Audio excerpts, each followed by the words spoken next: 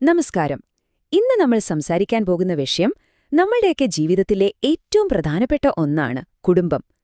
എന്താണ് ശരിക്കും ഈ കുടുംബം എന്ന് പറയുന്നത്? നമുക്കിതിലേക്ക് കുറച്ചും കൂടി ആഴത്തിലൊന്നിറങ്ങിച്ചെല്ലാം. അതെ, നമ്മൾ ആരാണെന്നുള്ളതിന് ഒരു പ്രസക്തിയുമില്ല.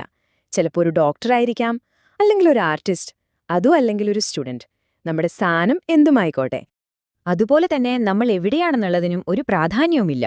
ഒരു വലിയ നഗരത്തിലെ ഫ്ലാറ്റിലാവാം, അല്ലെങ്കിൽ ഒരു ഗ്രാമത്തിലെ ചെറിയൊരു വീട്ടിലാവാം. ലോകത്തിന്റെ ഏത് കോണിലാണെങ്കിലും നമ്മുടെ കൂടെ എപ്പോഴും ഒരേപോലെ നിൽക്കുന്ന ഒരേയൊരു ശക്തിയുണ്ട്. മറ്റെല്ലാ ബന്ധങ്ങളും ചിലപ്പോൾ മാറിയേക്കാം, പക്ഷേ ഏത് സാഹചര്യത്തിലും കൂടെ നിൽക്കുന്ന ആ ഒരൊറ്റ ശക്തി, അതാണ് കുടുംബം. അപ്പോ ഈ കുടുംബത്തിന്റെ മറ്റൊരു പ്രധാനപ്പെട്ട റോൾ എന്താണെന്ന് നോക്കാം.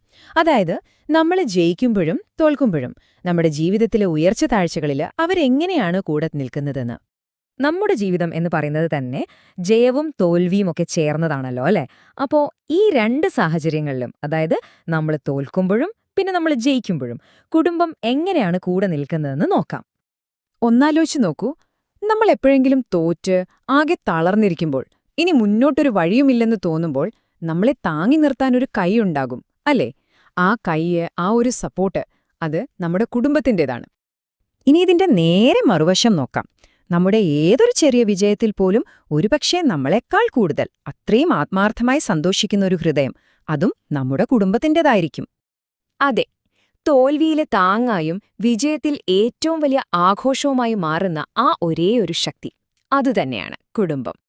ഓക്കെ, ഇനി നമുക്ക് കുറച്ചുകൂടെ ആഴത്തിലുള്ളൊരു കാര്യത്തിലേക്ക് കടക്കാം. എന്താണ് ജീവിതത്തിലെ യഥാർത്ഥ സമ്പത്ത്? നല്ലൊരു ചോദ്യമല്ലേ ഇത്? നിങ്ങളെന്താ വിചാരിക്കുന്നേ? എന്താണ് നമ്മുടെയൊക്കെ ജീവിതത്തിലെ റിയൽ വെൽത്ത്? പണമാണോ? പ്രശസ്തിയാണോ? അതോ വേറെന്തെങ്കിലും ആണോ? ഇപ്പം നോക്കൂ, നമ്മുടെ കയ്യില് പണമില്ലാത്തൊരവസ്ഥ, പക്ഷെ ചുറ്റും നിറയെ സ്നേഹമുള്ളൊരവസ്ഥ. ഈ രണ്ടിൽ ഏതാണ് നമ്മളെ ശരിക്കും ഒരു സമ്പന്നനാക്കുന്നത്?